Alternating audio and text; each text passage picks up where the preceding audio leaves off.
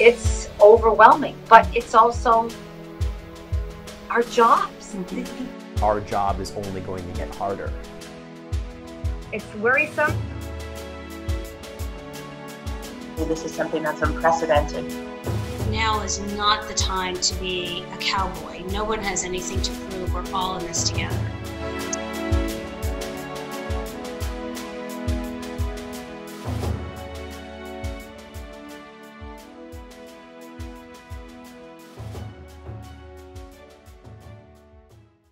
Welcome to Reporting from the Frontlines of a Pandemic. I'm Kayla Martin, and joining me today is Sean Stackhouse, a reporter for CENTER MAINE. Thank you, Sean, for joining us today. Absolutely, Kayla. Happy to be able to talk into some fellow Emersonians.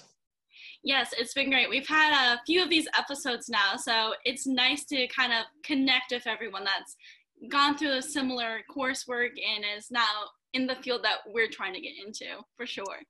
Yeah, absolutely. And I know the coursework at Emerson can prepare you for so much and get you so ready. And even something that's not on a syllabus, like covering a pandemic, the essentials that we learned in class, especially with Marcia Della Justina, really hammers home a lot of the key points that we have to be focusing on every day. Yeah, our field's all about adaptation and changing. So how have you had to adapt in your role as a reporter? Well, it's entirely changed. My role is I work for our morning report. So for the most part, I'm live in the field every morning in between 4:30 and 7 a.m. And that has really changed entirely. For the past month, I have been reporting entirely remotely. I have not gone into the station, into our newsroom, haven't spoken in person with coworkers for more than a month. I've been reporting right here where you're seeing me from my kitchen and doing interviews remotely.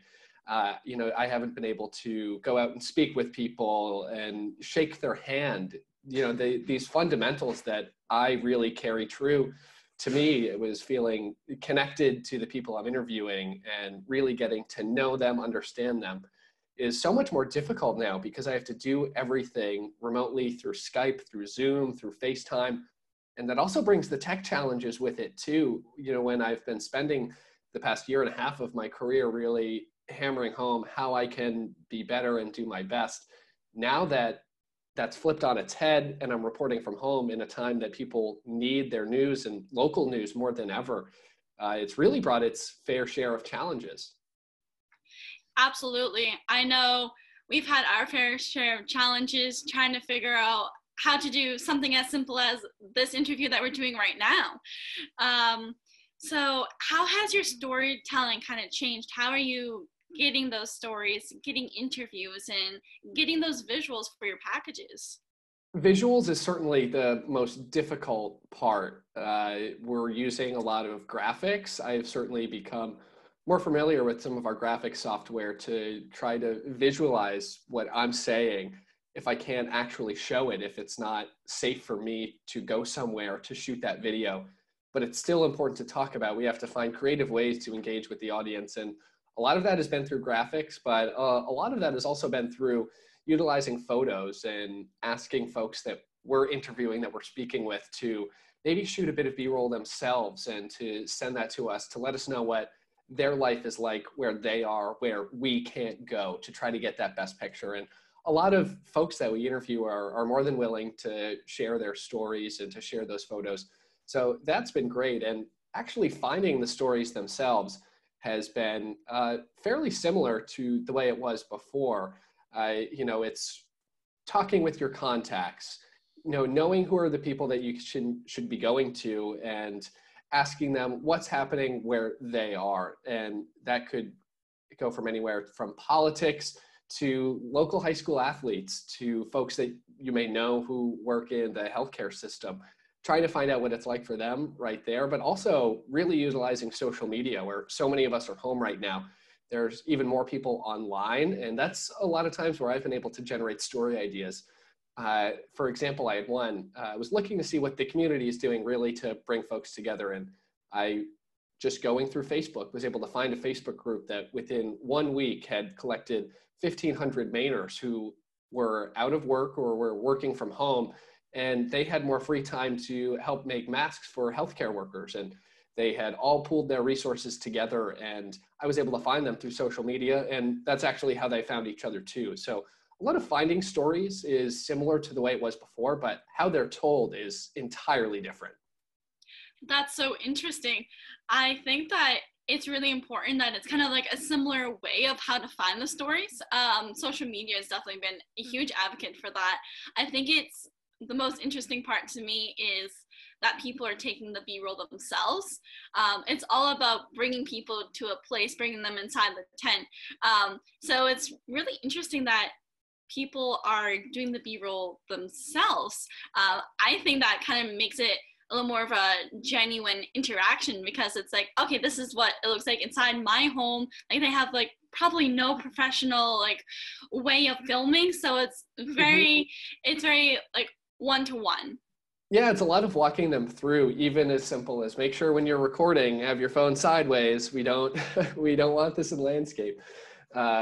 So working through some of those things has been very, very interesting. And, there's certain times that, video that we'll use or choose not to use because it just doesn't accurately depict what we're seeing, or it may be a little shaky and not be comfortable for the viewers watching at home has been tricky. But it's been challenging for me because one of my personal favorite things to do is to shoot video. I think that there are so many creative ways to tell stories when you're interacting with someone, and you can utilize different cameras, using GoPros in different ways, utilizing a phone on a gimbal. I have, a tripod for my phone that I like to use as well. And now that I don't really have those options, it's trying to figure out what will work for each story.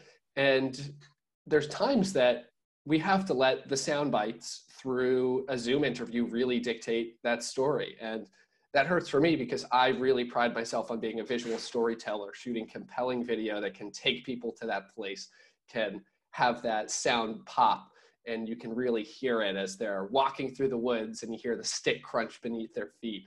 And yeah, I haven't been able to do that. But in a time like this where so many people are separated and isolated, what the folks are going through and what they're saying, I think carries so much weight. And to get that experience out there, even if it may not have that compelling video, is just as important. For sure. I think that there's definitely some things now that we're learning that could be used in the future. Do you think that you use any of these adaptions for any of your stories after the pandemic is gone? I certainly will. I think for a lot of times, I'm going to try and avoid a lot of these FaceTime interviews and Zoom interviews that I've done, because I'm so eager to just get out into the field to do that reporting that I fell in love with and made me want to go to Emerson and pursue my career. So I think right away, at any means possible, I want it to feel as much as it did before, because that's really what sucked me in. But some of the forms of storytelling, there are plenty of people who on a regular basis may not be able to meet in person. Knowing that we have these capabilities to meet remotely or to speak with folks who may be far away, as you know, as a Mainer, this state is massive. And I had the opportunity, we had a major rain and windstorm that hit earlier this week. I got to speak to the director of the Aroostook County Emergency Management Agency. And where I'm based in Portland, that's about 330 miles away. And I was still able to include them in that story and really give a full picture to the community that we serve in our coverage. So I think being able to expand to wider areas is really going to help give folks in Maine not necessarily the idea, but the presence of how large this state is and the impacts that can come with it, that not everyone that we can meet in person is going to be there right away, but there's folks that we can meet that can tell these stories. And there's certainly ways that I've figured out how to do that because of COVID-19. And we'll definitely plan to utilize those going forward. Yeah, there's some sources that you may have never used because they were probably a 3-hour drive away. And then editing your package in your car might not have been something that you wanted to do that day. No way. And editing packages in cars is something that, as a one-man band reporter, I became fairly familiar with. A lot of times while I was working dayside, on that deadline crunch, a press conference takes place at 3 o'clock and we need you to be live at 5, 5:30, and 6. Of course I'll be editing in my car. But what's weird now is that editing process that I had to do before, now I have to do it for every single package. I'm used to being connected to our servers in the newsroom and having a dual monitor and a special mouse that I can use and my big studio headphones. I really like editing. There's a lot of fun that you can do with video once you get it into the system. And now I'm doing everything just right off of my laptop. I'm using more space. Software works more slowly. So it's kind of that feel like I'm on that deadline crunch in the car every day as I'm trying to go through editing these packages, just because of the resources that are available right now. Definitely. And how has this impacted the rest of the station? Are there certain protocols that your station has put in particular for this?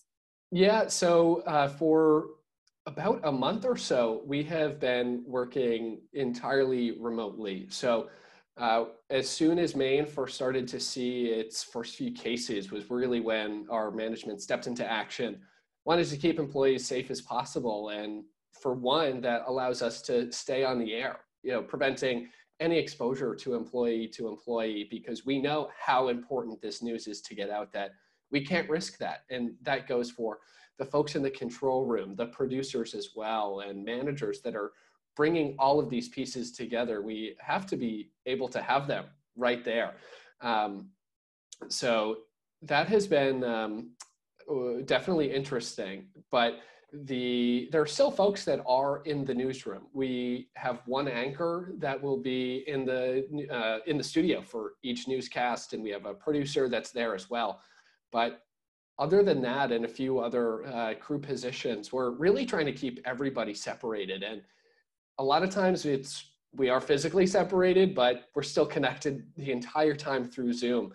And as I had mentioned, I work bright and early on the morning report, and the entire show, everybody that's working remotely is on a Zoom call together, making sure that things are flowing. So producers are there, managers are there, reporters popping in and out. And it really helps bring that sense of community camaraderie that, we normally have when we're all there together. But the separation has been the biggest change that the station has gone through, because we're just not used to that. As you are learning, as I'm sure as as you've been in other newsrooms, it's a really close-knit community. People are walking up to each other's desks and asking questions, asking for feedback, asking for somebody to read a script over, all things that happen on a daily basis that aren't happening now. And even those little conversations are something that I think can help drive a newsroom that now have to be done remotely or in a massive Zoom call setting. And that has certainly taken some of that camaraderie away. But I think that's something that every single newsroom is going through. And personally, I'm glad that we're taking these precautions to make sure that everybody is safe and is healthy, because we know that we're in a position that we can keep telling these stories that are so essential for folks to hear. Definitely. And I know that a news center, especially, there's like a family vibe, like everyone's very close to each other. I've been in the station multiple times throughout the summer. And it's always that camaraderie that you were talking about. Everyone's very, very close. So it must be difficult to be able to so spread out right now, for sure. It's like a family. I have been living in Portland for about 6 months, and my closest friends here have become my coworkers. A lot of people that I worked with when I was still with CENTER MAINE up in Bangor, out of that newsroom, as folks transition down to Portland, I'm not able to see them, my closest friends. And, that's the case with friends from home as well. I'm not able to see them, but people I'm used to seeing on a daily basis that have really started to feel like family. Even, our morning anchors, Lee Goldberg and Sharon Rose Vasnes, have become so important to my life. And I text with them and talk with them. Not being able to see them is kind of weird. And I'm used to getting feedback from them. And now that has to happen in a different way. And same goes for feedback from managers and script approval. It's all different, and all the parts that make this job feel like a family are not quite there right now. So we have to figure out ways that we can still keep that. And sometimes that means getting together after work for a Zoom call to just chit chat, talk about how the day went, how we're doing in our own lives, and looking out for each other in that way. Yeah, there's a lot of change going on right now. No matter your career, your age, where you are in life, there's just a lot of change going on.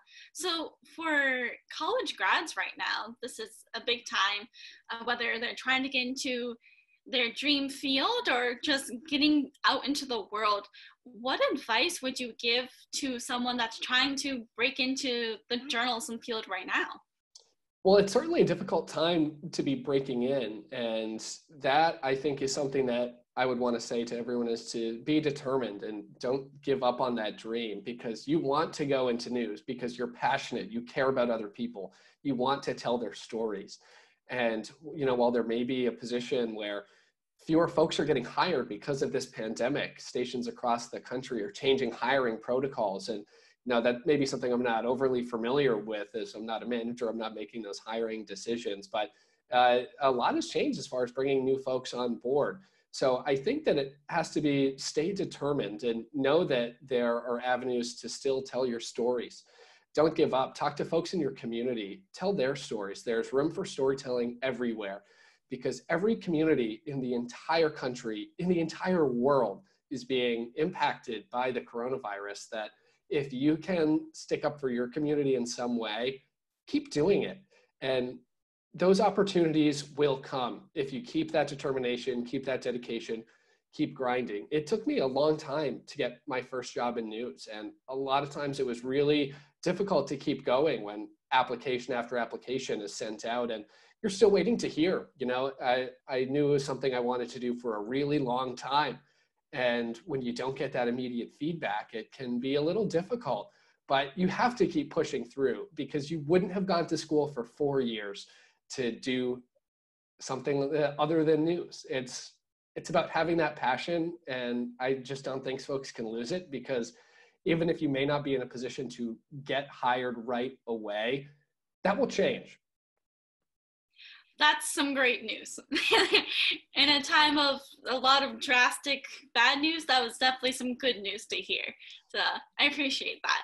And I'm sure many other college grads will appreciate that as well.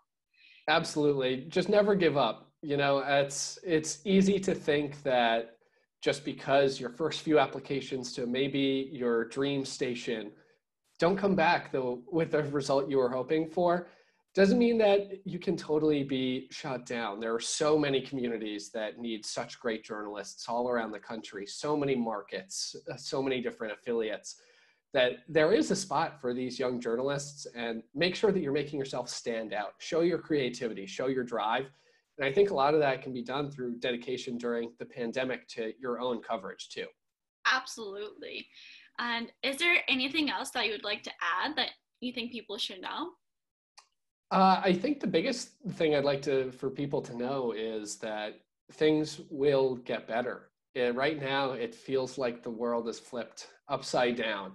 And sometimes it's hard. Even it's hard for me to process all of this. News comes at you fast, and you have to wrap your mind around it, because something is changing every hour, every minute, emails after emails. And we have to take all of that in and understand that we're living through something that nobody has experienced. This is on no syllabus, how to cover a pandemic. And that's not to the fault of teachers and professors across the country. This is something we've never experienced. So take time to understand it, learn as much as you can, but practice your own mental health. This is a tough thing to take in. And if you're not making sure that you're taking care of yourself, it could impact your work too. So don't be afraid to, at times, maybe just unplug for a few hours and then come back to it. Give yourself that time to rest, go for a walk 6 feet away from others, and come back ready to tell those stories. But always be sure to take care of yourself too.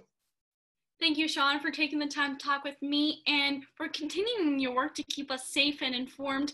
And thank all of you at home for watching this episode of Reporting from the Frontlines of a Pandemic. I've been talking with Sean Stackhouse, a multimedia journalist for News Center Maine, and I'm Kayla Martin.